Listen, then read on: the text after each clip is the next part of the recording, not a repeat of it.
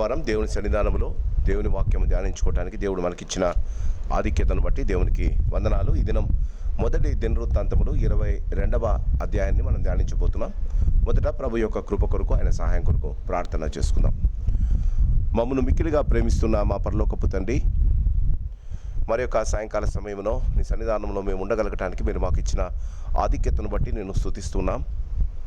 ఉదయకాలం నుంచి ఇప్పుడు దాకా మా పనులలో, మా ప్రయత్నాలలో, మా యొక్క ప్రయాణాలలో, మా యొక్క పరిచర్యలో మీరు మాతో పాటు ఉండి మమ్మలను, మా బిడ్డలను, మా యొక్క సంఘస్థులను, మమ్మల్ని ప్రేమించు వారిని, మా కొరకు ప్రార్థించు వారిని, మా ప్రార్థన కోరిన ప్రతి వారిని మీరు జ్ఞాపకం ఉంచుకొని ఆయా రీతులుగా మీరు చేసిన సహాయాన్ని బట్టి నీకు వందనాలు, స్తోత్రాలు చెల్లిస్తుంటున్నాం.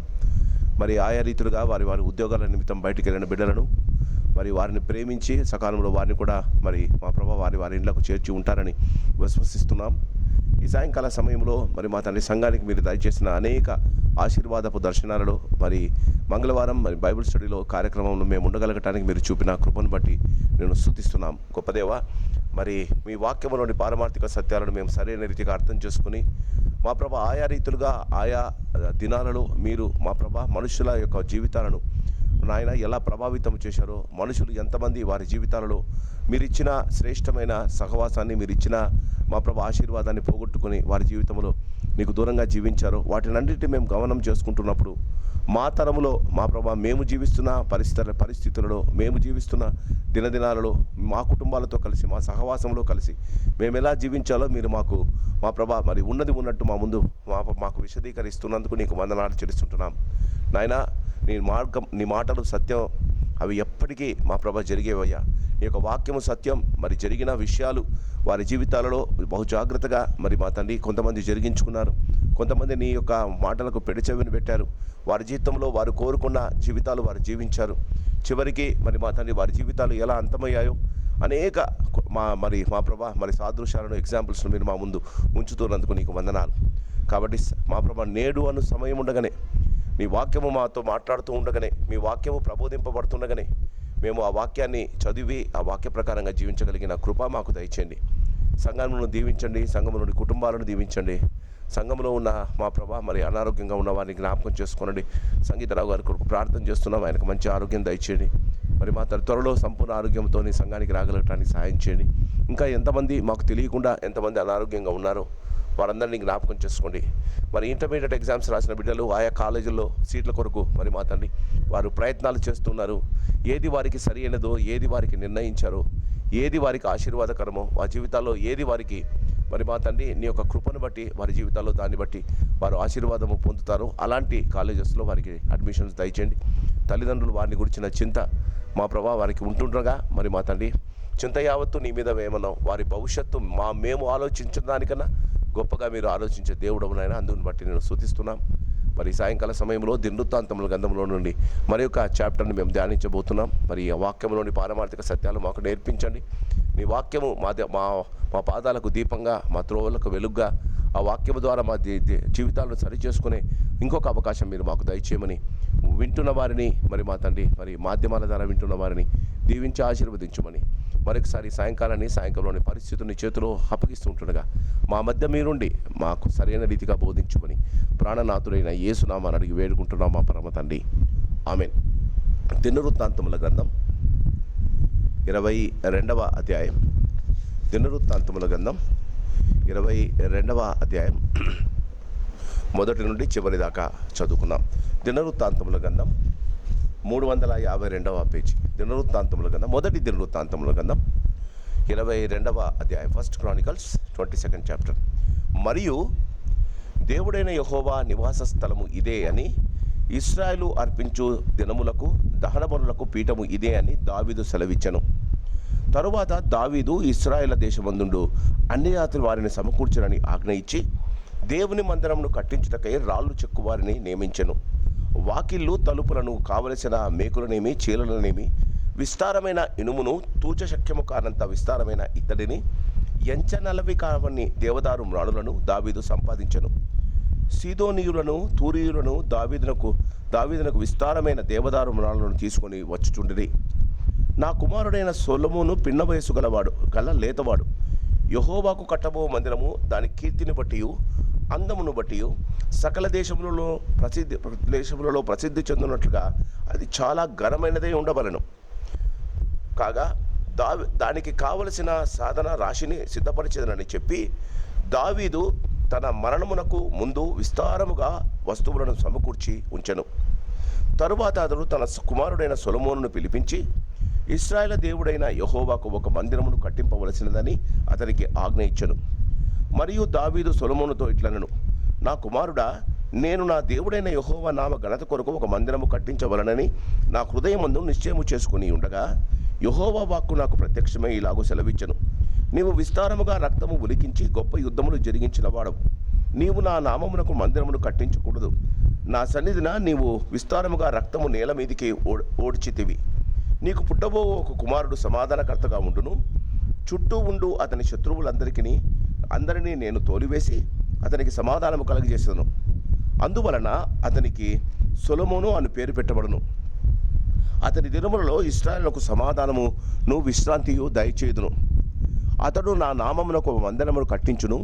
అతడు నాకు కుమారుడై ఉండను. నేను అతనికి తండ్రినై ఉందును. ఇశ్రాయేలు మీద అతని రాజ్యము సింహాసనమును నిత్యము స్థిరపరచుదును.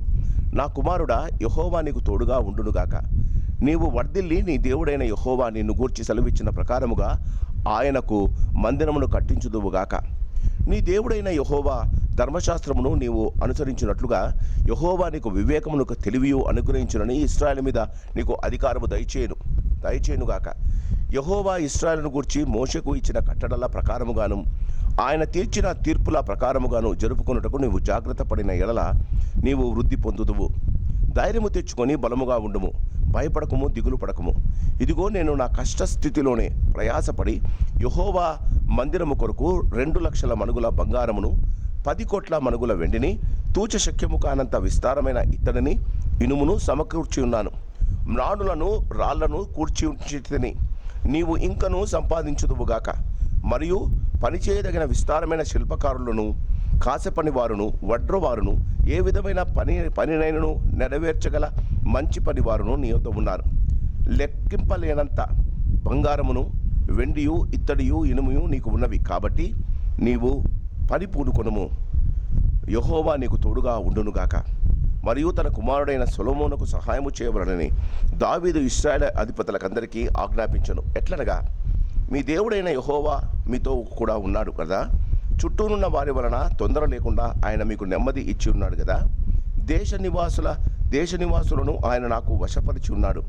యెహోవా భయము వలనను ఆయన జనుల భయము వలనను దేశము లోబడి ఉన్నది. కావున హృదయపూర్వకముగా మీ దేవుడైన యెహోవాను వెదుకుటకు మీ మనస్సులు దృఢపరుచుకొని ఆయన నిబంధన మందసమును, దేవుని ప్రతిష్ఠితమైన ఉపకరణములను ఆయన నామము కొరకు కట్టబడు ఆ మందిరములోనికి తెచ్చుటకై మీరు పూనుకొని దేవుడైన యెహోవా పరిశుద్ధ స్థలమును కట్టుడి. దేవుడు తన వాక్యాన్ని దీవించి ఆశీర్వదించుడుగాక. క్రీస్తునందు ప్రియమైన వాళ్ళరా, దినవృత్తాంతముల గ్రంథాన్ని చాలాసార్లు మనం ధ్యానించినప్పుడు మనము చెప్పుకున్నాం. దినవృత్తాంతముల గ్రంథం 1 సమూయేలు, 2 సమూయేలు, 1 రాజులు, 2 రాజుల యొక్క జరిగిన విషయాలను తిరిగి ఈ యొక్క దినవృత్తాంతములు, క్రానికల్స్ అంటే ఆ దినాల్లో జరిగిన కార్యాలను దేవుడు మనకు వివరించాలి అని తెలియజేస్తాడు.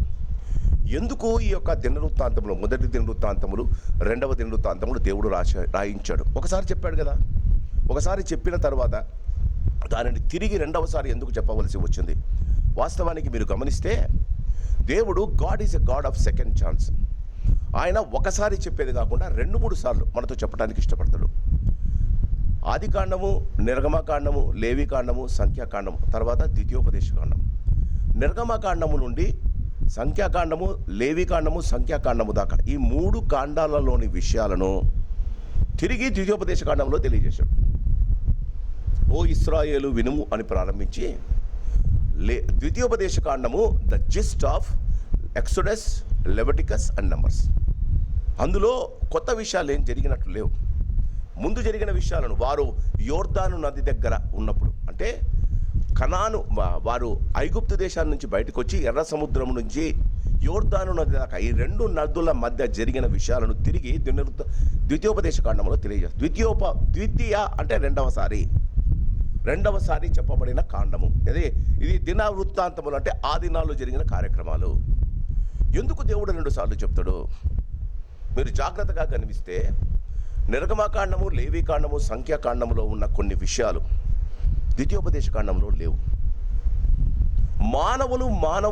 మానవుల దృష్టిలో వారు ఏది చాలా ఇంపార్టెంట్ అని రాసిన మోషే గారు రాశారు. జరిగిన విషయాలు, మనుషులు గొనిగిన విషయాలు, మనుషులు యుద్ధాలకు వెళ్ళిన విషయాలు, మనుషులు తిరగబడిన విషయాలు, మనుషులకు దేవుని ద్వారా సహాయము దొరకనప్పుడు వారు దేవునికి విరోధముగా చేసిన విషయాలు, చాలా విషయాలు విపులముగా ద్వితీయోపదేశ కాండంలో రాయలేదు. కానీ దేవుని యొక్క 10 ఆజ్ఞలు, దేవుడు మోషేకు చెప్పిన అతి ప్రాముఖ్యమైన విషయాలు ద్వితీయోపదేశ కాండంలో కనిపిస్తాయి. అంటే what God wants to tell, దేవుడు మనకు ఏమి చెప్పాలని ఇష్టపడతాడు? రెండవసారి ఏది తనకిష్టమైనదో వాటిని మాత్రమే ద్వితీయోపదేశ కాండంలో రాయించాడు. అది నిర్గమకాండము, లేవీకాండము, సంఖ్యాకాండము కన్నా ద్వితీయోపదేశ కాండం చిన్నదే. ఈ 3 కాండములను గూర్చిన జిస్ట్ ఆ ద్వితీయోపదేశ కాండంలో మనకు ఏం తెలుస్తుందంటే, దేవుడు తన జీవితంలో తనకు ఏది ఇష్టమైనదో వాటిని మాత్రమే రాశాడు. ఈ మొదటి సమూయేలు గ్రంథం, 2వ సమూయేలు గ్రంథం, మరి మొదటి రాజులు, 2వ రాజుల్లో జరిగిన వృత్తాంత గ్రంథాలను దిన వృత్తాంతముల గ్రంథంలో మొదటి 2 దిన వృత్తాంతములో రాశారు. వాస్తవానికి అంటే ఇది చిన్న చాప్టర్, అందుకే చెప్తున్నా. వాస్తవానికి దినవృత్తాంతముల గ్రంథములో సౌలు, మొదటి సమూయేలు అంతా సౌలును గురించి ఉంది. సౌలు యొక్క గర్వం, సౌలు యొక్క ఆవేశం, సౌలు యొక్క స్వార్థపూరిత జీవితం, సౌలు దావీదును చంపడానికి పూనుకున్న విషయాలు అన్నీ మొదటి సమూయేలు గ్రంథం చివరి అధ్యాయం దాకా ఉంది. కానీ దేవుడు మొదటి సమూయేలులో ఉన్న సౌలు జీవితాన్ని దినవృత్తాంతం గ్రంథం నామమాత్రంగా రాయలే. Not even a single statement about in the Chronicles book. అంటే సౌలు జీవితాన్ని సమూయేలు నోటి ద్వారా దేవుడు అన్నాడు, దేవుని చిత్తానుసారంగా ఆయన ఒకరిని కనుక్కున్నాడు. అంటే సౌలు దేవుని చిత్తానుసారంగా జీవించలేకపోయాడు. ఇది మీరు గమనించాలి. సౌలు దేవుని చిత్తానుసారంగా జీవించలేడు కాబట్టి దినవృత్తాంతముల గ్రంథంలో సౌలును కూర్చిన ఒక్క నామమాత్రంగా కూడా రాయడానికి ఇష్టపడలేదు దేవుడు. అలానే ఈ దిన విషయాల్లో మనం గమనిస్తే మొదటి దినవృత్తాంతముల గ్రంథం 22వ వచనం, మొదటి రాజుల గ్రంథం 1వ అధ్యాయం, 2వ అధ్యాయము, 3వ అధ్యాయంలో జరిగిన విషయాలు. వాస్తవానికి నాతో పాటు ఒకసారి మీరు మొదటి రాజుల గ్రంథానికి వద్దాం. మొదటి రాజుల గ్రంథం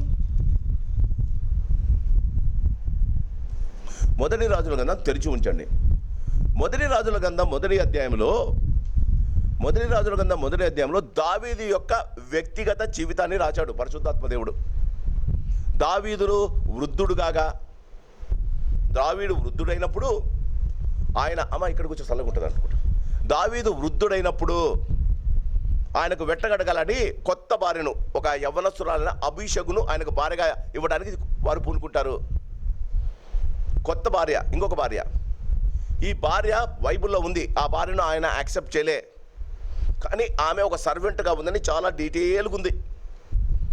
ఆమెను పెళ్లి చేసుకోవడానికి దావీదు యొక్క కుమారుడైన అదోనియా ఆలోచించాడని కూడా వాక్యంలో ఉంది. మీరు గమనించండి, ఆ విషయం దినవృత్తాంత గ్రంథంలో లేదు. వై? మనుషుడు ఆలోచించినట్టు దేవుడు ఆలోచించడు. మనిషి యొక్క సంతోషం దేవునికి అనవసరం. జీవితంలో గమనించండి, మొదటి దినవృత్తాంతముల గ్రంథంలో అభిషేకును గురించి, అదోనియాని గురించి ఒక లైన్ లేదు. ఎందుకు లేదు? చాలా ఇంపార్టెంట్ చాప్టర్ అది. మొదటి రాజుల మొదటి గ్రంథంలో మొదటి మాటలోనే అది ఉంది. వై? జీవితంలో నీ కుటుంబంలో జరిగే ఇంపార్టెంట్ విషయాలు దేవునికి ఇంపార్టెంట్ గమనించాలి. నీవు నీ కుటుంబంలో దేవుణ్ణి చేర్చుకోకుండా ఈ యవ్వన బిడ్డ అభిషేకును రాజునకు భార్యగా తేవడానికి ఎవ్వడు దేవుని కన్సల్ట్ చేయలేదు. జీవితంలో చాలా విషయాల్లో మనం చేసే పొరపాటు ఏంటంటే, చిన్న విషయాల్లో దేవుని ఇన్వాల్వ్ చేయడానికి ఇష్టపడం. మామూలుగా మన ఇంట్లో కూడా మన కుమారులు ఉంటారు. కొన్ని విషయాలు తల్లిదండ్రులు పిల్లలతో షేర్ చేసుకోరు. అంతా ఎరిగిపోయి ఏదైనా అప్సెట్ అయినప్పుడు పిల్లలు ఏమంటారు, నాకు ఒక్క మాట చెప్పిండొచ్చు కదా. When God is a partner in your family, నీ ఇంటిలో దేవుడు ఒక భాగమైతే, బాగా గమనించండి, నీ ఇంటిలో దేవుడు భాగమైతే ఆయనకు కూడా నీ ఇంటి విషయాలను గురించిన ఆలోచన తెలియాలి. బాగా గమనించండి, నీ ఇంటిలో దేవుడు ప్రధాన భాగమైతే, చాలామంది అంటారు Jesus is the head of this house, Jesus is the head of this house. కానీ ఆ హెడ్ను పక్కన పెట్టి చిన్న హెడ్డులన్నీ ఆలోచిస్తారు. అందుకే 5-10 సంవత్సరాల తర్వాత అయోమయంగా ఉంటుంది జీవితం. జీవితంలో యేసును నీ కుటుంబంలో చేర్చుకోవడం ఒక రకం, యేసును నీ ఇంటిలో పెద్దగా చేసుకోవడం ఇంకో రకం. ఒక 50 సంవత్సరాల క్రితం ఏది జరిగినా పెద్ద ఆయనతో కన్సల్ట్ చేసేవాళ్ళు. ఇంట్లో అందరికన్నా పెద్దవాడే, పెళ్ళిళ్ళైన తర్వాత కూడా. ఈ దినాల్లో పెద్దరికం పోయిందండి. ఇక్కడ మనం గమనిస్తే దావీదు ఇంట్లో జరిగిన జీవితానికి, దావీదు జీవించినంతకాలం దేవుణ్ణి కన్సల్ట్ చేశాడు. దావీదు జీవితంలో జరిగే విషయాలను తన తరం వారు, అంటే తన కింద వచ్చిన వారు దేవుని కన్సల్ట్ చేయలే. ఇది మీరు గమనించాలి. రెండవది మొదటి దినవృత్తాంతము 22వ అధ్యాయంలో, క్రీస్తునందు ప్రియమైన వాళ్ళ 2వ దినవృత్తాంతములు 22వ అధ్యాయాన్ని మనం గమనిస్తే, నేను చెప్పాను, దావీదు తన జీవితంలో 3 విషయాలను చాలా ఎక్కువగా, 3-4 విషయాలను చాలా తన జీవితం, తను పాలించిన 40 సంవత్సరాల్లో 4 విషయాలను, అంటే ఒక్కొక్క దానికి 10 సంవత్సరాలు అనుకుందాం, 4 విషయాలను గురించి చాలా ఎక్కువగా ఆలోచించాడు. మొదటిది తన దేవుని మందిరాన్ని గురించి, రెండవది తన దేవుని ప్రజలను గూర్చి, మూడవది దేవుని మందిసాన్ని గూర్చి. మొదట తన దేవుని గూర్చి, తర్వాత తన ప్రజలను గూర్చి, తర్వాత దేవుడు ఇచ్చిన 10 ఆజ్ఞల పలకలను గూర్చి, అంటే దేవుని వాక్యాన్ని గురించి, 4వది ఆ పలకలను పెట్టడానికి ఒక స్థలాన్ని గురించి. మనమందరము దేవునికి హృదయానుసారులు కావాలనుకుంటాం. మన లైఫ్లో ఏంటి ప్రయారిటీస్? మన లైఫ్లో ప్రయారిటీస్ అన్నీ వాస్తవానికి ఇప్పుడు దావీదు యొక్క ప్రయారిటీస్ 4 అండి. మొదట దేవుడు, తర్వాత దేవుని ప్రజలు, దాని తర్వాత దేవుని మందసం అంటే వాక్యం, తర్వాత దేవుడు ఉండే స్థలం, దాని తర్వాత వాక్యం గమనిస్తే ఆయన మందసాన్ని తీసుకొని వచ్చి ఒక స్థలంలో పెట్టి దేవునికి బలులు అర్పించిన తర్వాత అందరినీ ఆశీర్వదించిన తర్వాత తన ఇంటికి వెళ్ళి తన భార్య పిల్లలను ఆశీర్వదించాడు. మన జీవితాల్లో మనం ఏం చేస్తామండి? మొదట నేను, నా భార్య, నా పిల్లలు, వారి భవిష్యత్తు, వారి జీవితంలో వారి ఎదుగుదల, వారి జీవితంలో వారికి సంతోషము, ఆనందం, దీని గురించి ఎక్కువ ఆలోచిస్తారు. బాగా గమనించండి, దావీదు తన జీవితంలో మొదటి ఈ 4 విషయాలకు ప్రయారిటీస్ ఇస్తారు. మన జీవితాల్లో మీరు ఒప్పుకున్నా ఒప్పుకోకపోయినా మొదట మీరు మిమ్మల్ని గురించి ఎక్కువ ఆలోచిస్తారు. మీరు అంటే మీ కుటుంబాలు. తరువాత ఒకవేళ సమయం ఉంటే God always comes only second in our list. చాలా జాగ్రత్త పడాలి. ఈ 22వ అధ్యాయంలో మొదటి మాట అంటాడు, దేవుడైన ఇప్పుడు 4వ దానికి వచ్చాడు. మొదటి అధ్యాయంలో, దినవృత్తాంతంలో మొదటి అధ్యాయంలో మనం గమనించాం. మొదట ఆయన దేవుని గురించి ఆలోచించాడు. ఏమంటాడు? సౌలు బ్రతికి ఉన్నంత కాలం మనం గిబియోనులో ఉన్న దేవుని మందసం దగ్గర దేవునితో మనం మాట్లాడలేదు. 22 సంవత్సరాలు మనం ఫస్ట్ వెళ్ళి దేవునితో మాట్లాడి దేవుని మందసం తెచ్చుకుందామా అని ప్రజలను అడుగుతాడు. తను రాజైన వెంటనే అప్పటిదాకా సౌలు బెన్యామీను గోత్రికులను మాత్రమే ప్రోత్సహించేవాడు. ఎందుకు? ఆయన బెన్యామీను గోత్రం నుంచి వచ్చాడు. దావీదు అయిన వెంటనే అందరూ 12 గోత్రికులను ఏకం చేశాడండి. మూడవది మందసాన్ని గురించి, ఓబేదేదోము ఇంట్లో ఉంది, తెచ్చుకోవాలి మనం. 4వది తెచ్చుకున్నప్పటి నుంచి ఒకటే ఆలోచన అండి, తనకిలు కట్టించుకునేది కాదు, తన పిల్లలకు బంగారం గొలుసులు చేయించేది కాదు, దేవుని మందిరం కట్టాలి. అందుకేనండి దావీదును దేవుడు అంటాడు, దావీదులా నన్ను గురించి ఆలోచించిన వాడు ఒక్కడు లేడు. 22వ అధ్యాయంలో ఆయన 4వ కోరిక ఏముంది చూడండి. దేవుడైన యెహోవా నివాస స్థలము ఇదే అని, ఇశ్రాయేలును అర్పించు దహన బలిపీఠమునకు పీఠము ఇదే అని దావీదు సెలవిచ్చెను. క్రీస్తునందు ప్రియమైన వాళ్ళరా, ఈ అధ్యాయం ముందే చెప్పా, ఈ అధ్యాయము మొదటి రాజుల గ్రంథం 2వ అధ్యాయంలో ఉంది. దేవుని కోసం ఒక మందిరం యెరూషలేములో కట్టాలి అంటే ఉద్దేశం ఏంటి? గిబియోనులో ఒక స్థలం ఉంది. ఆ గిబియోనులో మొదట మందసాన్ని పెట్టారు. ఆ గిబియోను నుంచి ఇప్పుడు యెరూషలేం దేవాలయానికి తీసుకురావాలా, యెరూషలేం దగ్గరికి చేయాలి. ఎందుకు యెరూషలేము? యెరూషలేములో దావీదు తన కొరకు ఇల్లులు కట్టించుకుంటాడు. తన యొక్క రాజ్యము, తన యొక్క రాజ్యపాలన యెరూషలేము నుంచి చేస్తున్నాడు. ఆయన ఇష్టం ఏంటంటే యెరూషలేములో దేవుని మందిరము కట్టించుకుంటే ప్రతిరోజు ఆయన దేవుని మందిరానికి వెళ్ళి దేవుని దర్శించి, అందుకే ఆయన రాసిన ఒక కీర్తనలో ఏముందంటే, అయ్యా ప్రతిరోజు ఉదయకాలమున నీ మందిరాన్ని నేను ప్రభువుతో నేను ఒక మనవి చేసుకుంటున్నాను అంటాడు. నీ సన్నిధిలో నుండి నన్ను త్రోసివేయొద్దు అంటున్నాడు. ప్రతి ఉదయము సాయంకాలం నీ మందిరానికి వస్తానంటే మనం ఏమని గమనించాలా? ఆయన ఎందుకు కోరుకున్నాడు? ప్రతి ఉదయము సాయంకాలం ఆయన రాజండి. ప్రతి ఉదయము సాయంకాలము దేవుని పోయి దర్శించిన తర్వాతే తనను తన రాజ్యాన్ని గురించి ఆలోచించాడు. క్రీస్తునందు ప్రియమైన వాళ్ళరా, 122వ కీర్తన 2వ వచనం, యెహోవా మా పాదములు నీ సన్నిధానములో నిలబడుచున్నవి. యెరూషలేములో మా పాదాలు నిలబడుతున్నాయి. This place is God's anointed place. ఇందులో ఆదివారం మాత్రమే నీ పాదాలు కనిపిస్తున్నాయి. నిన్న ఒకరింట్లో మాట్లాడుతూ చెప్పాను నేను, ఆదివారం మాత్రమే నీ పాదాలు కనిపిస్తున్నాయి. చెప్పనా? మనం ఆదివారం చచ్చిపోము, ఏదో ఒక రోజు చచ్చిపోతాం. చచ్చిపోయిన తర్వాత మనల్ని మోసుకొని గుడిలోనికి వస్తారు, నీ పాదాలను తీసుకొని వస్తారు. ఫస్ట్ ఆ పాదాలు రెగ్యులర్లో దేవునికి కనిపించి ఉండాలంట. ఆదివారం మాత్రమే కాదు, సంఘంలో జరిగిన ప్రతి కార్యక్రమంలో నీ పాదాలు ఇక్కడ నిలిచి ఉండాలట. నీ పాదాలు లోపలికి వచ్చేటప్పుడు దేవుడు నా కుమారుడిని తీసుకొని వస్తున్నారు, ఇప్పుడు పరలోకానికి వచ్చేస్తాడు అని చెప్పాలట. అందుకే మనం ఆయన ఒక్కసారి నాతో పాటు చూడండి, 122వ కీర్తన. నా మాటలు ఎందుకు, బైబిల్ మాటలు చూద్దాం. 122వ కీర్తన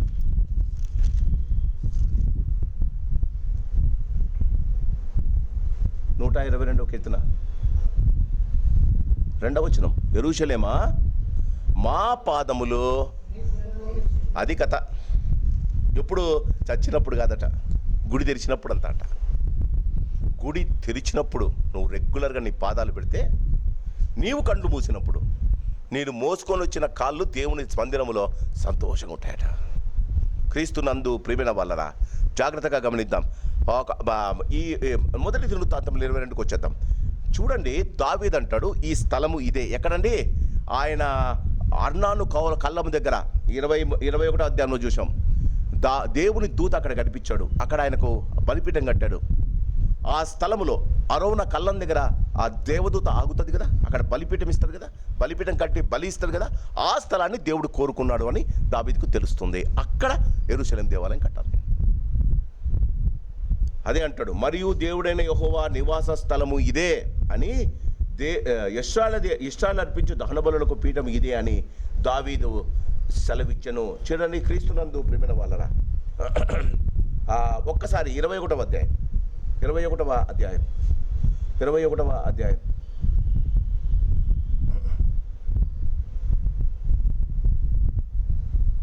చూడండి, 18వ వచనం. యెబూసీయుడైన ఒర్నాను కళ్ళమందు యెహోవాకు ఒక బలిపీఠము కట్టించుటకై దావీదు అచ్చటికి వెళ్ళవలనని దావీదునకు ఆజ్ఞ ఇమ్మని యెహోవా దూత గాదునకు సెలవీయగా, యెహోవా నామమున గాదు పలికిన మాట ప్రకారము దావీదు వెళ్ళెను. అక్కడ వెళ్ళి ఒక బలిపీఠం కట్టాడు. బలిపీఠం కట్టిన తర్వాత క్రీస్తునందు ప్రియమైన వాళ్ళరా, ఆ దాన్ని కొని, ఆ 26వ వచనం, పిమ్మట దావీదు యెహోవాకు అచ్చట ఒక బలిపీఠము కట్టించి దహన బలులను సమాధాన బలులను అర్పించి యెహోవాకు మొరపెట్టగా, ఆయన ఆకాశములో నుండి దహన బలిపీఠం మీద అగ్ని వలన అతనికి ప్రత్యుత్తరం. అప్పుడు దాకా ఇది జరగలే. బలి ఇచ్చినప్పుడు ఇది జరగలే. దేవుడు ఆ బలిపీఠముల మీద అర్పింపబడిన అరౌన కళ్ళములో ఆ ఇవ్వబడిన బలిపీఠమును దేవుడు అంగీకరించాడు. ఆ బలిపీఠం మీద ఇచ్చిన బలిని ఎలా? అగ్ని వలన, ఆకాశంలో నుండి బలిపీఠం మీదకి అగ్ని వలన అతనికి ప్రత్యక్షం ఇచ్చను.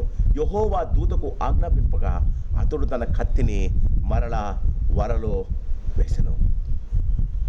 కాబట్టి దావీదుకు అర్థమైపోయింది, అరౌన కళ్ళమును కొనేసి ఇప్పుడు అది జరిగిన చాలా రోజుల తర్వాత 22వ అధ్యాయం, దేవుని నివాస స్థలము ఇది అని అక్కడ కట్టడానికి ఇష్టపడ్డాడు. క్రీస్తునందు ప్రియమైన వాళ్ళరా, ఒకటి 22వ అధ్యాయము 2వ వచనం. తరువాత దావీదు ఇశ్రాయేలు దేశమందుడు అన్య జాతి వారిని సమకూర్చడని ఆజ్ఞ ఇచ్చి దేవుని మందిరమును కట్టించుటకై రాళ్ళు చెక్కు వారిని నియమించను.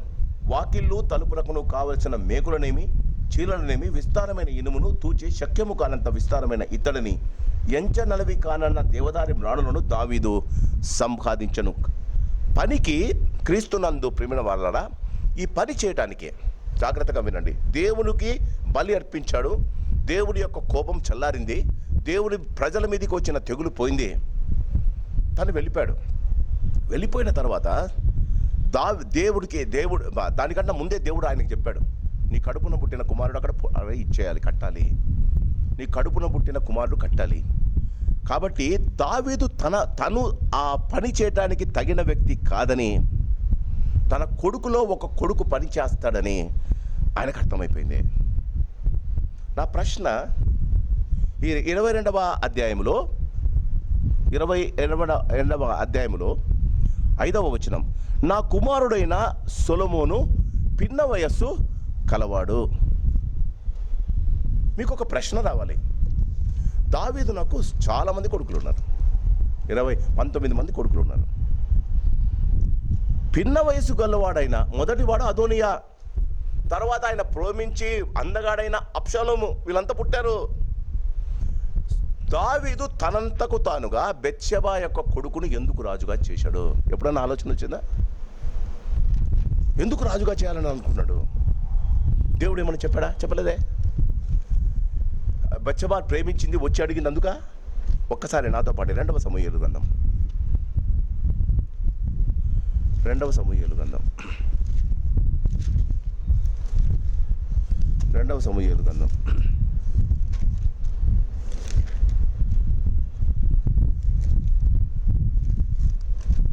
3వ అధ్యాయం 2వ సమూయేలు గ్రంథం 3వ అధ్యాయం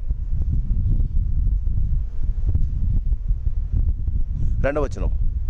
హెబ్రోనులో, జాగ్రత్తగా వినాలి. ఇప్పుడు ఎక్కడ మాట్లాడుతున్నాం మనం? ఎక్కడ మందిరం కట్టాలి? యెరూషలేములో కట్టాలి. హెబ్రోనులో దావీదునకు పుట్టిన కుమారులు ఏమనగా అమ్మోను అతని జ్యేష్ఠపుత్రుడు యెజ్రెయేలు అయిన అహీనోయాముకు పుట్టెను. కిల్యావో అను 2వ వాడు కర్మేలిలో నాబాలు భార్య అయిన అబీగయలు వలన పుట్టెను. 3వ వాడైన అబ్షాలోము గెషూరు రాజుకు తల్మయి కుమార్తెగా మైకా వలన పుట్టెను. 4వ వాడకు అదోనియా హగ్గీతు వలన పుట్టెను. 5వ వాడు షెపట్య అబీటలు వలన పుట్టెను.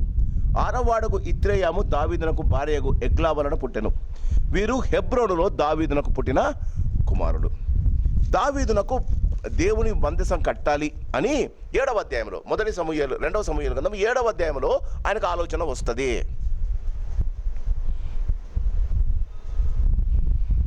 7వ అధ్యాయం 1వ వచనం. యెహోవా నలుదిక్కల అతని శత్రువుల మీద అతనికి విజయమిచ్చి అతనికి నెమ్మది కలిగజేసిన తరువాత రాజు తన నగరి యందు కాపురముండి నాతాను ప్రవక్తను పిలువనంపి, నేను దేవదారు మ్రానుతో కట్టిన నగరి యందు వాసము చేయుచుండగా దేవుని మందసము డేజాలో నిలిచి ఉన్నది నాతానుతో చెప్పాడు. నాతాను వెళ్ళి కట్టు అంటాడు. మరి దేవుడు నాతానుకు కనిపించి, క్రీస్తునందు ప్రియమైన వాళ్ళరా, ఒక్కసారి నాతో 11వ వచనానికి రండి. నీ శత్రువుల మీద నీకు జయమిచ్చి నీకు నెమ్మది కలగజేసి ఉన్నాను, మరియు యెహోవానగు నేను నీకు తెలియజేయనిదేమనగా, స్టాప్ గాండి అక్కడ. నేను నీకు పిల్లలు లేరా? 3వ అధ్యాయంలోనే ఉన్నారు పిల్లలు. దేవుడు అంటాడు, I'm going to give you a child, నేను నీకు ఒక సంతానాన్ని ఇస్తాను. 2వ సమూయేలు గ్రంథం 11వ అధ్యాయంలో బెత్షెబా ఇంట్రొడ్యూస్ అవుతుంది. 2వ సమూయేలు గ్రంథం చూడండి మీతో పాటు. 2వ సమూయేలు గ్రంథం 11వ అధ్యాయంలో బెత్షెబా స్నానం చేసుకుంటాడు దావీదు. తర్వాత ఆయన ఉరియా చనిపోయిన తర్వాత, క్రీస్తునందు ప్రియమైన వాళ్ళ ఉరియా చనిపోయిన తర్వాత ఆయన 11వ అధ్యాయము 27వ వచనం. అంగలార్పు కాలము తీరిన తర్వాత దావీదు దూతలను పంపి ఆమెను తన నగరికి తెప్పించుకొనగా ఆమె అతనికి భార్య అయ్యి అతనికి ఒక కుమారుని కనెను. అయితే దావీదు చేసినది యెహోవా దృష్టికి దుష్కార్యం. అది పక్కన పెడదాం. హెబ్రోనులో పుట్టిన కుమారులు కాకుండా నాతాను ద్వారా దేవుడు ఏమంటాడంటే, నీ కడుపున ఇంకొక కుమారుని నేను ఇస్తాను. 22వ అధ్యాయం, దినవృత్తాంతముల గ్రంథం 27వ అధ్యాయం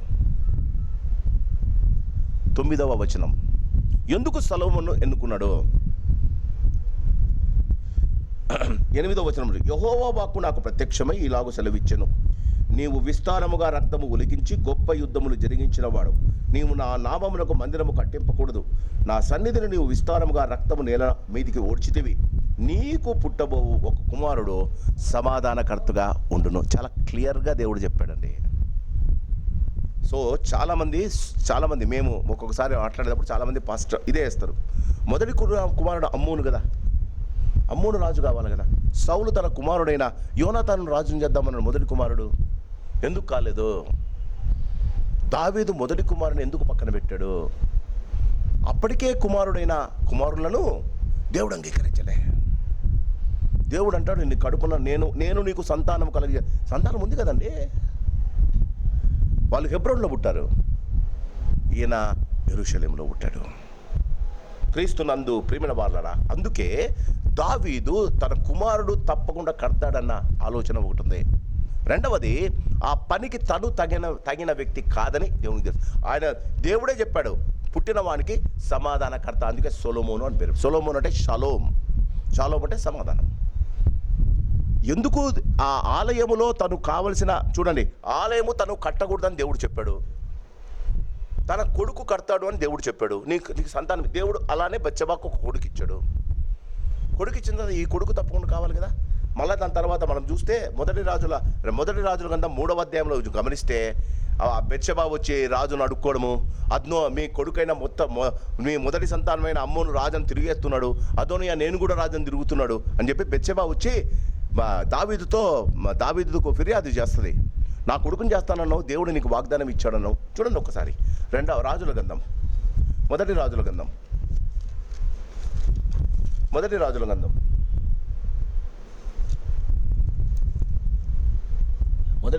మొదటి అధ్యాయం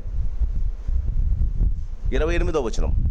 దావీదు బెత్షెబాను పిలవమని సెలవేయగా ఆమె రాజు సన్నిధికి వచ్చి రాజు ఎదుట నిలబడెను. అప్పుడు రాజు ప్రమాణపూర్వకంగా చెప్పినది ఏమనగా, సకలమైన ఉపద్రవంలో నుండి నన్ను విడిపించిన యెహోవా జీవము తోడు, అవశ్యముగా నీ కుమారుడైన సొలొమోను నా తర్వాత ఏలువాడే నాకు ప్రతిగా నా సింహాసనం మీద ఆసీనుడగునై ఇశ్రాయేలు దేవుడైన యెహోవా నామము తోడని నేను నీకు ప్రమాణము చేసిన దానిని ఈ దినమున నేను నెరవేర్చదాన్ని చెప్పగా బెత్షెబా సాగిలపడి రాజునకు నమస్కారము చేశాను. చూడండి, క్రీస్తునందు ప్రియమైన వాళ్ళరా, చాలామంది భార్యలు ఉన్నారు, ఆ భార్యలకు కొడుకులు ఉన్నారు, కానీ దేవుడు తనకు చెప్పిన మాటను జవదాటని వాడు ఈయన. అందుకే ఇప్పుడు తన కుమారుడు యవనస్తుడు, చిన్న బాలుడు అండి సొలొమోను బాలుడుగా ఉన్నప్పుడు బాగా గమనిద్దాం. ఎప్పుడు ఈ తను తగిన వ్యక్తి కాదు, తను కట్టకూడదని చెప్పిన రాజునకు బాగా తెలుసు. ఈ సొలొమోను రాజున యొక్క అన్నలు ఆయనకు సహాయము చేయరని తెలుసు, ఆ పనిలో వారికి సహకరించారని తెలుసు. అంత మాత్రమే కాదు, ఈ పనికి వారు అడ్డం పెడతారని కూడా తెలుసు. ఈ తన జీవితంలో క్రీస్తునందు ప్రియమైన వాళ్ళ ఆయన తన జీవితంలో, ఎందుకంటే ఆయనకు బాగా తెలుసు ఈ నిర్మాణము తను ఏదైతే తను చేయాలనుకున్నాడో, తన జీవితంలో ఏదైతే చేయాలనుకున్నాడో అది తను చేయలేకపోయినా మందిరానికి కావలసినవన్నీ సమకూర్చడానికి ఆయన ఇష్టపడ్డాడు. ఒక్కసారి ఆలయ నిర్మాణం కోసం తాను చేయగలిగిన ఏర్పాట్లన్నీ 5వ వచనం ఒక్కసారి చూద్దాం. 5వ వచనం, నా కుమారుడైన సొలొమోను పిన్న వయస్సు గల లేతవాడు, యెహోవాకు కట్టబో మందిరము నాకు కీర్తిని బట్టి అందమును బట్టి సకల దేశంలో ప్రసిద్ధి చెందినట్లుగా అది చాలా కాలము ఘనమైనది ఉండవలను కాగా దానికి కావలసిన సాధన రాశిని సిద్ధపరిచేదని చెప్పి దావీదు తన మరణమునకు ముందు విస్తారముగా వస్తువులను సమకూర్చి ఉంచెను. క్రీస్తునందు ప్రియమైన వాళ్ళరా, జాగ్రత్తగా గమనిస్తే దినవృత్తాంతములో కేవలం చూడండి, మొదటి వచనం స్థలాన్ని కూర్చాడు. ఇది యెహోవా ఏర్పాటు చేసుకున్న స్థలం. మొదటి వచనం, యెహోవా నివాస స్థలము ఇదే. స్థలాన్ని ఫైనలైజ్ చేశాడు, దానికి డబ్బు తనే ఇచ్చాడు. 21వ అధ్యాయంలో ఒర్నానుకు డబ్బు తూచి ఇస్తాడు. 21లో 24వ వచనం, రాజైన దావీదు అట్లు కాదు, నేను నీ సొత్తును ఊరక తీసుకుని యెహోవాకు దహన బలులను అర్పించను, న్యాయమైన క్రయధనం ఇచ్చి దానిని తీసుకొందునని చెప్పి ఒర్నానుతో చెప్పి ఆ భూమికి 600 తులముల బంగారము అతనికి ఇచ్చాను. He paid the price for the land. Number 1. రెండవ వచనం, తరువాత దావీదు ఇశ్రాయేలు దేశమందును అన్యజాతి వారిని సమకూర్చాలని ఆజ్ఞ ఇచ్చి దేవుని మందిరమును కట్టుటకై రాళ్ళు చెక్కు వారిని నియమించను. రాళ్ళు కొట్టాలి కదండి. చాలామంది ఇశ్రాయేలుతో పాటు అన్నులు వచ్చి చేరిపోయారు. వారిని వెతికి, ఎందుకు ఇది కాసే పని అంటే రాళ్ళు నరకడము, చెట్లు నరకడము ఇశ్రాయేలీలు చేయకూడదని దేవుడు అన్నాడు. ఇశ్రాయేలీలో 12 గోత్రుల్లో ఎవరిని బానిసలుగా కొనుక్కోకూడదు అని చెప్పాడు దేవుడు. అందుకోసం ఏం చేశాడు ఆయన? మొట్టమొదటిది అన్యజాతి వారిని చూడండి, దేశములో చూడండి, తరువాత దావీదు ఇశ్రాయేలు దేశమందును అన్యజాతి వారిని సమకూర్చునని ఆజ్ఞ ఇచ్చి దేవుని మందిరమును కట్టించుటకై రాళ్ళు చెక్కు వారిని నియమించను. వాకిళ్ళు తలుపులకు కావలసిన మేకులనేమి, చీలలనేమి, విస్తారమైన ఇనుమును తూచచక్యము కానంత విస్తారమైన ఇత్తడిని, ఎంచనలువి కానని దేవదారం రాళ్లను దావీదు సంపాదించను. పనివారిని పిలిచి, ఇంకా మందిరం స్టార్ట్ కాలేదండి, పనివారిని పిలిచి మొదటిది స్థలాన్ని నిర్ణయించాడు. రెండవ వచనంలో పనివాళ్ళని నిర్ణయించాడు. 3వ వచనంలో కావలసిన సరంజామా అంతా సమకూర్చాడు. 4వది 11వ వచనంలో ప్రోత్సాహం ఇచ్చాడు. క్రీస్తునందు ప్రేమైన వాళ్ళరా. అంతేకాదు, చివరి వచనాల్లో మనం గమనిస్తే 17వ అధ్యాయంలో మనం గమనిస్తే తనకు సహాయం చేసే వారితో ఏమంటాడు ఒకసారి గమనించండి. 17వ వచనం, మరియు తన కుమారుడైన సొలొమోనునకు సహాయము చేయవలనని దావీదు ఇశ్రాయేలు అధిపతులకు అందరికీ ఆజ్ఞాపించను. మీరు ఒకసారి గమనించండి, దావీదు ఎందుకు తనకు ముందు పుట్టిన హెబ్రోన్లో పుట్టిన కుమారులను పిలవలేదు? ఈ ప్రశ్న మీకు రావాలి కదా. అందరిని పిలిచాడు, ఇశ్రాయేలు కాని వారిని పిలిచాడు, తన కుమారులను ఎందుకు పిలవలేదు? దేవుడు వారిని గురించి ఆలోచించలేదు. గమనించాలి, దేవుడు తనకు పుట్టిన 8 మంది కుమారుల గురించి హెబ్రోనులో పుట్టిన 8 మంది కుమారుల గురించి దేవుడు ఆలోచించలేదు. దేవుడు ఆలోచించని వారిని దావీదు కూడా అధికత. మనం చాలాసార్లు ఏం చేస్తామంటే, వాడు మంచోడండి, వాడు గుడికి రాకపోయినా, గుడికి ఇవ్వకపోయినా, జీవితంలో కొంతమంది స్నేహితులను బట్టి, బాగా గమనించండి, స్నేహితాన్ని బట్టి దేవుని మందిరాన్ని చెరిపివేస్తుంటారు. దావీదు తన కుమారులనే పక్కన పెట్టాడు. గమనించండి, అందుకే ఆయనకు దేవునికి ఏది ఇష్టం లేదో దావీదుకు, దేవునికి ఎవరు ఇష్టం లేరో దావీదు కూడా ఇష్టం లేదండి. మనం వీడికి పోయి నాకు లిఫ్ట్ ఇస్తాడు పాస్టర్ గారు, వీడు నాకు చాలా సాయం చేస్తాడు పాస్టర్ గారు. అమ్మా, ఈ సత్యం మనం తెలుసుకోవాలి. ఇశ్రాయేలు చూడండి, మరియు తన కుమారుడైన సొలొమోనుకు సహాయము చేయవలని దావీదు ఇశ్రాయేలు అధిపతులు అందరికీ ఆజ్ఞాపించాడు. కొడుకులను ఇంక్లూడ్ చేయలేదు. తనకు తెలుసు వారు చిన్నవాడైన సొలొమోను ఏదో ఒకంగా ఇరకాటంలో పెడతారని. What I wanted to tell you, దేవుని మందిరములో మనుషుల ఆలోచనలు పనిచేయకూడదు. దేవుని మందిరములో మనుషులు కాంప్రమైజ్ కాకూడదు. దేవుని విషయాలలో దేవుని ఇన్వాల్వ్ చేయకుండా నువ్వు డిసిషన్స్ తీసుకోకూడదు. క్రీస్తునందు ప్రియమైన వాళ్ళరా, ఏమంటాడో 18వ వచనం చూడు, వాళ్ళు ఎలా ప్రోత్సహిస్తాడో, మీ దేవుడైన యెహోవా మీతో కూడా ఉన్నాడు. ఇదన్నీ మాట. మీ దేవుడైన యెహోవా, అయ్యా నేను అంత సమకూర్చినానయ్యా, బంగారం ఉంది, ఇత్తడి ఉంది, చెక్కలు ఉన్నాయి, అన్నీ ఉన్నాయి, ఓన్లీ మీరు నిలబడండి అయ్యా, కట్టేస్తారు అనేయాలి కదా. మొట్టమొదటి మాట దావీదు అనేది, మీ దేవుడైన యెహోవా మీతో కూడా ఉన్నాడు. మనము ప్రపోజల్ చేసిన ప్రతి మీటింగ్స్లో, ప్రతి రివైవల్ మీటింగ్స్లో, ప్రతి రిట్రీట్లో ఈ మాట మనం ఎందుకనము? మన దేవుడైన యెహోవా మనతో పాటు ఉంటాడు, మనం ఏది చేసినా ఆయన ఒక మహిమ, మనకు ఆశీర్వాదం. ఎందుకన్నా మనం క్రీస్తునందు ప్రియమైన చూడండి, మీ దేవుడైన యెహోవా మీతో ఉన్నాడు కదా. రెండవది, చుట్టూ ఉన్న వారి వలన తొందర లేకుండా ఆయన నెమ్మది కలగజేస్తాడు. ఎందుకమ్మా తొందర లేదు చెప్పండి? ఎందుకు మందిరము కట్టేటప్పుడు తొందర లేదు? తొందర కలిగిన వారిని ముందే దూరం పెట్టేశాడు. ఆలోచించాలి మీరు, ఎవరు కలగజేస్తారు తొందర? ఇప్పుడు సొలొమోను, అందరికన్నా Solomon I think I might be 7-8 years అండి అప్పుడు ఈ మాట చెప్పేటప్పుడు. సొలొమోనుకు తొందర ఎవరు కలగజేస్తారండి? దావీదుకు పుట్టిన ముందు కుమారులు. ఏరా బచ్చగా మేమురా అంటారా? సంఘంలో ఇదే కదా డైలాగు, మేము ఫౌండర్ మెంబర్స్. ఏం ఫరక్ పడుతుంది ఫౌండర్ మెంబర్స్? నేను మొదలు పుట్టిన వారం, ఏం ఫరక్ పడుతుందమ్మా? గమనించండి, మీ దేవుడైన యెహోవా నెంబర్ 1 మీకు తోడై ఉన్నాడు. రెండవది, చుట్టూ వారి వలన తొందర లేకుండా ఆయన మీకు నెమ్మది ఇచ్చున్నాడు కదా. ఎందుకు నెమ్మది అండి? దేవుడు వద్దనుకున్నోడిని దూరం పెట్టాడు. మూడవది, దేశ నివాసుల వలన చుట్టూ చూడండి, దేశ నివాసులు ఆయన నాకు వశపరిచి ఉన్నాడు. యెహోవా భయము వలనను, ఆయన జనుల భయము వలన దేశము లోపరచబడి ఉంది. నీతో ఉన్నవారు కూడా దేవునికి భయపడేటట్టు నేను నేర్పించా. సంఘంలో ఇది చాలా ముఖ్యమమ్మా. సంఘంలో కార్యక్రమాలు చేయాలన్నా, ఏదైనా చేయాలన్నా క్రీస్తునందు ప్రియమైన వాళ్ళరా చాలా ముఖ్యం. క్రీస్తునందు ప్రియమైన వాళ్ళరా, దావీదు తాను చేయగలిగినదంతా చేశాడమ్మా. కానీ ఒకటి గమనించాలి, తనను కట్టించడానికి దేవుడు పర్మిషన్ ఇవ్వలేదని.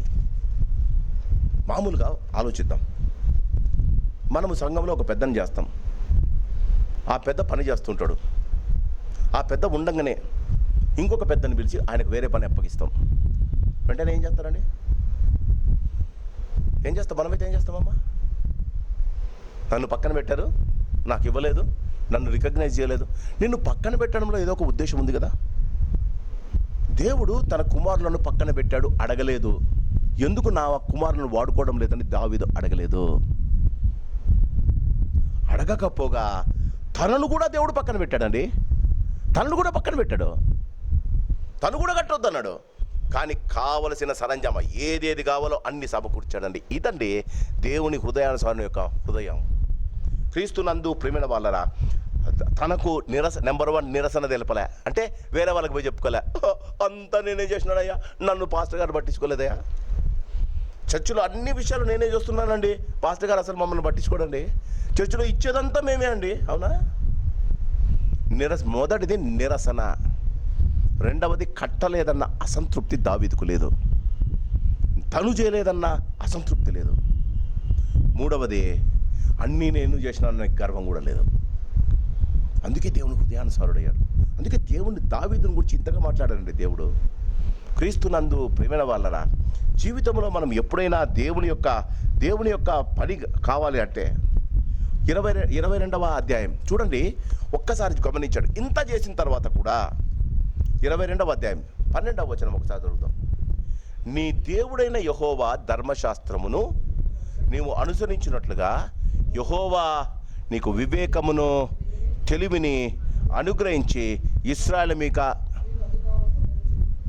దావీదు సొలొమోను రాజైన తర్వాత ఆయన సొలొమోను ఆ యొక్క దీన్ని మందిరాన్ని ఆయన ప్రతిష్ఠ చేసిన తర్వాత, ఆయన 1000 బలులను అర్పించిన తర్వాత, క్రీస్తునందు ప్రియమైన వాళ్ళరా, తన జీవితంలో ఆయన ఏమి కోరుకున్నాడు దేవునితో? సొలొమోను దేవునికి ఇచ్చేస్తాడు కదా. చేసిన తర్వాత క్రీస్తునందు ప్రియమైన వాళ్ళరా, ఆయన చేసిన ఆ ప్రార్థన వల్ల, ఆయన చేసిన దానికి ఆ రాత్రి దేవుడు ఆయన కల్పిస్తాడు. కనిపించి ఆయన అంటాడు, నీకు ఏం కావాలయ్యా? ఏం కోరుకున్నాడు? అది వివేకము తెలివిని కోరుకున్నాడు. ఎవరు చెప్పారు కోరుకోమని? దావీదు చెప్పాడు. క్రీస్తునందు ప్రియమైన వాళ్ళరా, దావీదు తన కుమారునికి, క్రీస్తునందు ప్రియమైన వాళ్ళరా, దావీదు తన కుమారునికి ఒక్కసారి మొదటి రాజుల గ్రంథం 3వ అధ్యాయం, మొదటి రాజుల గ్రంథం 3వ అధ్యాయం, మొదటి రాజుల గ్రంథం 3వ అధ్యాయం, మొదటి రాజుల గ్రంథం 3వ అధ్యాయం 9వ వచనం. ఇంత గొప్పదైన నీ జనమునకు న్యాయము తీర్చగలవాడెవడు? కాబట్టి నేను మంచి చెడ్డలు వివేచించి నీ జనులకు న్యాయము తీర్చినట్లు నీ దాసుడునైన నాకు వివేకము గల హృదయము దయచేయము. ఎవడు చెప్పాడమ్మా? చూడండి, 2వ దినవృత్తాంతములు 22వ అధ్యాయం, మొదటి దినవృత్తాంతములు 22వ అధ్యాయం, మొదటి దినవృత్తాంతముల గ్రంథం 22వ అధ్యాయం 12వ వచనం. వాళ్ళ నాన్న కొడుకును, నువ్వు చిన్నోనివి, నీకేం కావాలా? దేవుడు నీకు ఏం కావాలి? ఎట్లా వస్తుంది? 12వ వచనం. నీ దేవుడైన యెహోవా ధర్మశాస్త్రము నీవు అనుసరించినట్లుగా యెహోవా నీకు వివేకమును తెలివిని అనుగ్రహించి ఇశ్రాయేలు మీద నీకు అధికారము దయచేయునుగాక. మొదటి రాజుల గ్రంథం 3వ అధ్యాయము 9వ వచనంలో క్రీస్తునందు ప్రియమైన వాళ్ళరా ఆయన అడిగింది 11వ వచనం 9వ వచనం, కాబట్టి నేను మంచి చెడ్డలు వివేచించి నా జనులకు న్యాయం తీర్చినట్లు దాసుడైన నాకు వివేకము గల మనస్సును దయచేమో. క్రీస్తునందు ప్రియమైన వాళ్ళరా సమూయేలును కూడా దేవుడు వాడుకున్నాడు. ఎందుకు వాడుకున్నాడు? తన తండ్రి అయిన దావీదు ఏ మాట చెప్పాడో ఆ మాటను మనసులో జ్ఞాపకం పెట్టుకున్నాడు. దేవుడు అంటాడు, అరే రాజుల హృదయాలు నడకుండా, రాజుల జీవితాలు నడకుండా, వారి ప్రాణాలు నడకుండా, వారికి కావలసిన దేశాలు నడకుండా, వెండి బంగారం నడకుండా నువ్వు వివేకం కోరుకున్నావు ఎందుకు? నేను వివేకం ఇస్తా, జ్ఞానం ఇస్తా, తెలివిస్తా, దాంతోపాటు నీకు సకల సమృద్ధి కలిగేస్తాను అన్నాడు దేవుడు. A son is just like his father. నాన్న నోట్లో నుంచి వచ్చిన వివేకము తప్ప వేరేది అడగలేదండి. ఎందుకన్నాడు? క్రీస్తునందు నీకు కావాలి, దేశానికి నీవు న్యాయం జరిగాలంటే దేవుని యొక్క వివేకము నీకు కావాలి. క్రీస్తునందు ప్రియమైన వాళ్ళరా బాగా గమనించండి, వాళ్ళ నాన్న వివేకము తెలివి అడిగాడు. ఆయన అడిగింది మొదటి రాజుల గ్రంథం, బాగా గమనించండి.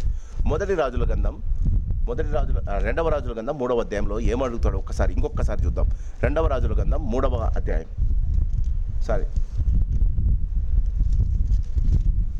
మొదటి రాజుల గ్రంథం 3వ అధ్యాయం.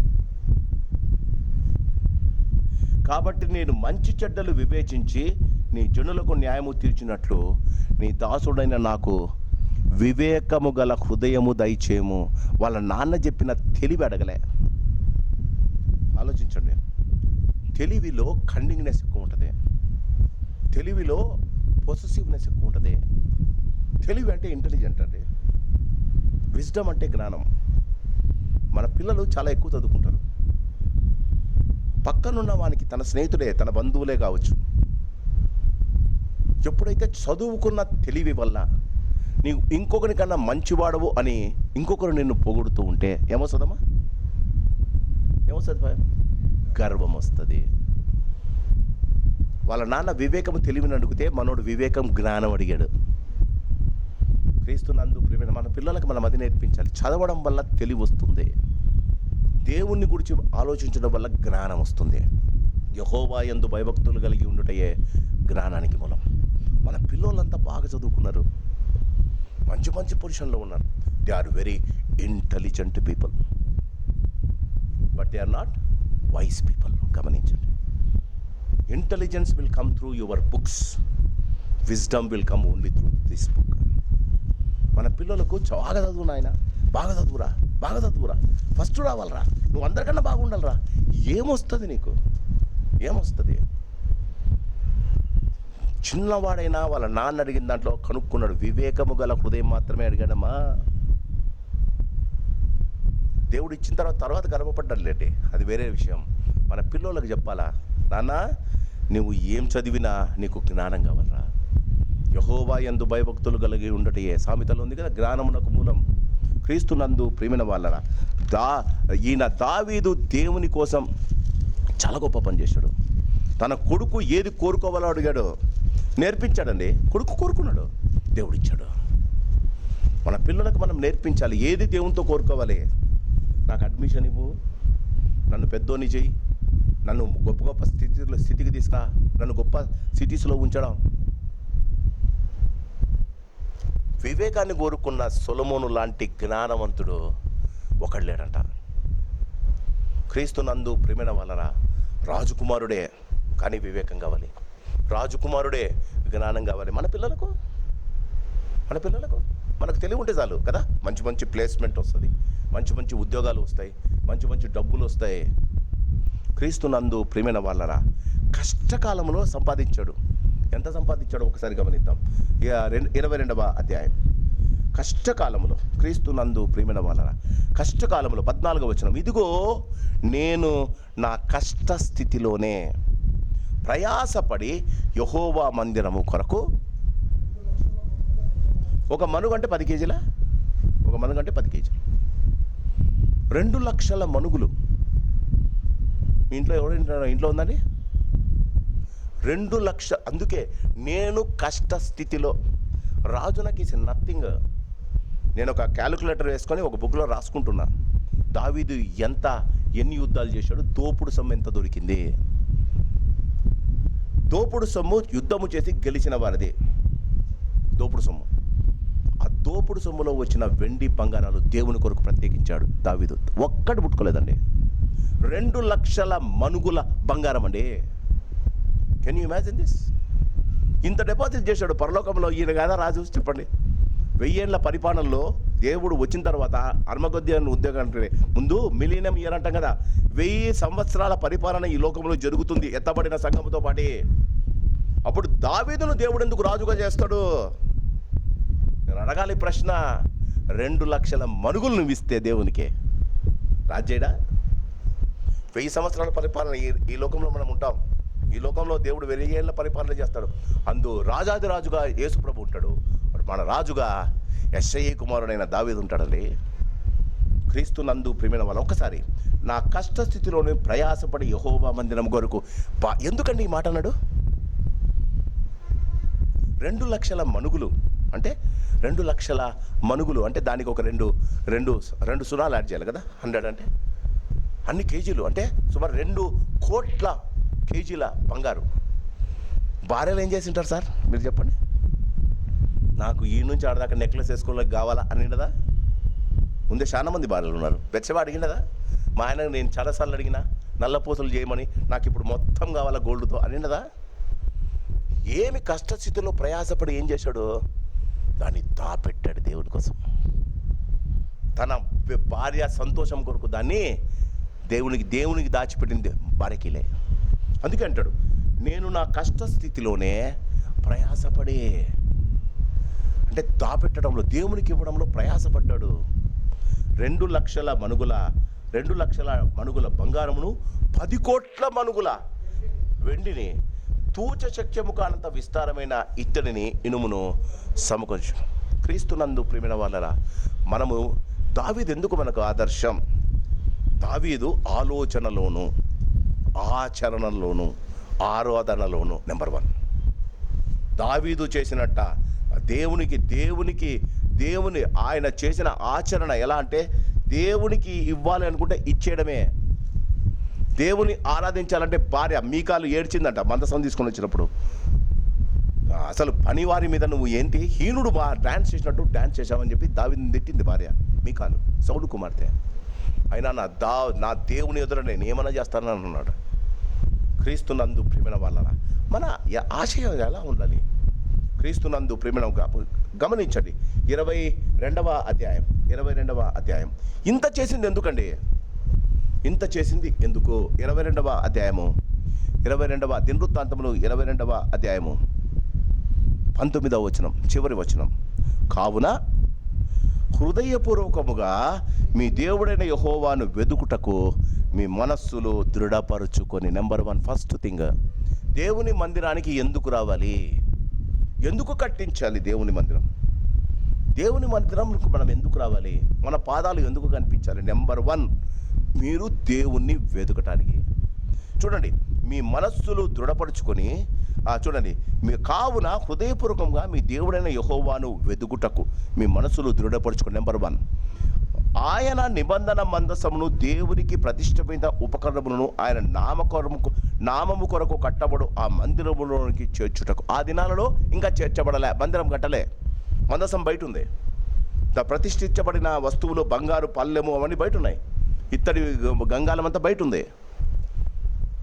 వాటిని మందిరములోనికి చేర్చి దానిని సమకూర్చి కాపాడుటకు. చూడండి, నామను కట్టబడ మందిరంలోకి చేర్చుటకు మీరు పూనుకొని దేవుడైన యెహోవా పరిశుద్ధ స్థలమును కట్టుడే. క్రీస్తునందు ప్రియమైన వాళ్ళరా, దేవుని మందసం కట్టించడం ఒక అయితే దేవుని మందిరం కాపాడడం కూడా మన వంతే. We are not only the builders of the church. మనము కేవలం సంఘాన్ని కట్టడమే కాదు, సంఘాన్ని కాపాడే బాధ్యత కూడా మనదే. ఎందుకంటే యెహోవా పట్టణమును కాపాడని ఎడల దాన్ని మేలుకొని ఉండటం వ్యర్థమే. క్రీస్తునందు ప్రియమైన వాళ్ళరా, ఈ 22వ అధ్యాయంలో దావీదు యొక్క ఆచరణ, తన జీవితంలో దేవుని మందిరం కొరకు ఆయన పడిన తాపత్రయం, చివరిగా ఆయన మనసులోని మాట ఏంటట? దేవుని మందిరములో మీరు దేవుణ్ణి వెతకాలి. మనము ఆ మందిరానికి వచ్చి మనకున్న లోటుపాట్లను వెతుకుతాము. ప్రార్థనలో ఏం చేస్తామండి? ఏమని ప్రార్థన చేస్తాం? ఇంటిలో ఏది తక్కువైందో దాని గురించి చర్చిలో వచ్చి చెప్పుకుంటాం. ఇంట్లో ఉన్న లోటు ఏంటి? పాపకు బాలేదు, భార్యకు బాలేదు, భర్తకు బాలేదు, అమ్మకు బాలేదు. గుడికి వచ్చి ఏం చెప్తారండి? మా అమ్మ బాలేదు, ఇంట్లో ఉంది, బాగు చేయి. నీ ఇంట్లో లోట్లు తీసుకుని వచ్చి చర్చిలో లోట్లు చేస్తున్నావు. మనము మొదట ఆయన సన్నిధానాన్ని వెతక. అందుకే ప్రభు అంటాడు, మొదట ఆయన రాజ్యాన్ని, ఆయన నీతిని వెతకండి. అప్పుడు మీ మనసులో ఉన్నవన్నీ బాగైతాయి. మన జీవితాల్లో మనం చేసే పొరపాటుదే, మన లోటుపాట్లను ఆలయంలోకి తీసుకొని వచ్చి దానిని పోగొట్టుకోవడానికి వెతుకుతాం, దానికి మార్గాలను వెతుకుతాం, దాన్ని ప్రార్థన అని ఒక పేరు పెట్టుకుంటాం. దావీదు అంటాడు, దేవుని సన్నిధానంలో దేవుని వెతకాలి, ఆయన దొరుకు కాలమున మీరు ఆయనను వెతకాలి. క్రీస్తునందు ప్రేమైన వారు. అందుకే ఈయన దేవునికి హృదయానుసారుడయ్యాడు. తన జీవితంలో మొదటిది స్థలాన్ని సిద్ధపరచుకున్నాడు, రెండవ కావలసిన సరంజామా అంతా చేశాడు. దేవుని వాక్య ప్రకారంగా మరి ఆ యొక్క వడ్ల పని వారిని, లేకపోతే రాళ్ళను చెక్కడానికి ఇశ్రాయేలు కాకుండా వేరే వారిని నిర్ణయించాడు. పెద్దలను పిలిచి వారిని ప్రోత్సహించాడు. సమూయేలుకు ఇచ్చిన ఒకే ఒక ఆజ్ఞ ఏంటంటే, నీవు దేవుణ్ణి అడిగి వివేకం పొందు. క్రీస్తునందు ప్రేమైన వారు. అలాంటి తల్లిదండ్రులు మన ఇళ్ళలో ఉంటే, అలాంటి ప్రార్థనా పరులు మన ఇంటిలో, మన సంఘాలలో ఉంటే, అలాంటి వారు మన జీవితాల్లో ఎదురైతే మన సంఘము, మన సమాజం ఎంత ఆశీర్వదింపబడుతుంది. అలాంటి కృప, అలాంటి వారుగా దేవుడు మనల్ని తయారు చేయాలని సాయంకాలం విన్న వాక్యం మన హృదయాల్లో మనం భద్రపరచుకోవాలని ప్రార్థన చేసుకుందాం. పరిశుద్ధుడా, నీకు వందనాలు. సాయంకాలం దావీదు యొక్క ఎందుకు ఆయన నీకు హృదయానుసారుడయ్యాడు, దావీదు జీవితంలో మీకు ఇష్టమైనవి ఎలా చేయడానికి ఆయన తాపత్రయపడ్డాడు, మీకు ఇష్టం లేనివి మీరు కోరుకున్నవి ఎలా దూరం పెట్టాడో మరి మా తండ్రి, అది మా జీవితంలో మీరు నేర్పినందుకు నీకు వందనాలు. జాగ్రత్త కలిగి నీ కొరకై జీవించగలిగిన హృదయాలు మాకు ఇవ్వండి అయ్యా. మిమ్మల్ని వెతికేంత దాకా నాయన మా జీవితంలో లోటుపాట్లు అలానే ఉంటాయి నాయన. కాబట్టి జాగ్రత్తగా మిమ్మల్ని మీ ఆరాధనలో, మీ సంఘములో, మీ సమాజంలో మేము వెతకగలిగిన కృప మాకు ఇవ్వండి అయ్యా. మీ వాక్యము మీరే మీ నోటి ద్వారా చెప్పింది, మొదట ఆయన రాజ్యాన్ని, నీతిని వెతకండి, అప్పుడు మీకు అన్నీ సమకూర్చబడతాయన్నారు. మా జీవితాల్లో కష్టాలు, ఇరుకులు, ఇబ్బందులు, అనారోగ్యాలు ఉండకపోలేదు నాయన. కానీ మేము ఆ లోట్లనే మేము వెతుకుతున్నామయ్యా. వాటికి కావలసిన ఆన్సర్స్ గురించే మేము వెతుకుతున్నామయ్యా, దానికి సొల్యూషన్ కొరకే మేము వెతుకుతున్నామయ్యా. కానీ మిమ్మల్ని వెతికినప్పుడు మా శరీరంలోని ప్రతి అవసరత దూరమవుతుందన్న ఆ సత్యాన్ని మేము గ్రహించలేకపోతున్నాం. దావీదులా మాకు మంచి మనసునిచ్చి మొదట నిన్ను గూర్చి నీ ఆలయాన్ని గూర్చి ఆసక్తి మమ్మల్ని భక్షించులాగున మిమ్మల్ని గూర్చి సరైన అవగాహన, ఆలోచన మాకు దయచేయమని ఈ సాయంకాలం విన్న వాక్యాన్ని మా హృదయంలో పదిలపరచుకొని నీ కొరకై జీవించే భాగ్యం మాకు దయచేయమని ప్రాణప్రియుడైన యేసునామాన్ని అడిగి వేడుకుంటున్నాం మా పరమ తండ్రి, ఆమేన్. పరమ తండ్రి ప్రేమ, ప్రభు యేసు వారి కృప, పరిశుద్ధాత్మ దేవుని అన్న సహవాసం చేరి వచ్చిన ప్రతి వారికి, వింటున్న ప్రతి వారికి ఆయన కృపా కాపుదల భద్రత ఇప్పుడు ఎల్లప్పుడు సదాకాలము తోడై ఉండును గాక. ఆమేన్. Praise the lord.